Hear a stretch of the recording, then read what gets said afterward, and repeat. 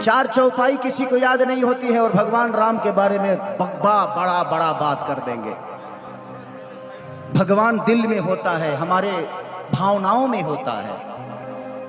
But हमारे देखिए एगो बहुत बड़े आर्टिस्ट हैं, बड़े बड़े भाई हैं,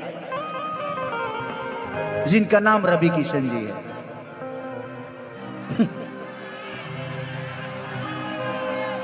एक शब्द बताऊं मैं आप सबको, हमें घेरने की, हमें बदनाम करने की हर रोज तैयारी होती है।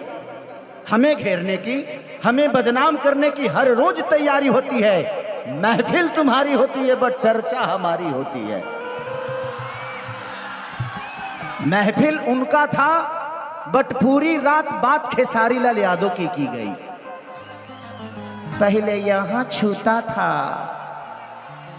अब यहां छूता है, बाद का नहीं पता। शुक्र मनाइए कि कम से कम आपका सम्मान करने वाला आपका भाई है। यहाँ तो आजकल बेटा अपने बाप का पैर नहीं छूता है, और मुझे पैदा करने वाले का नाम श्री मंगरू यादव है। तो आप बाप मत बनिए, मानता हो इसका मतलब ये नहीं कि आप मेरे बाप हो गए।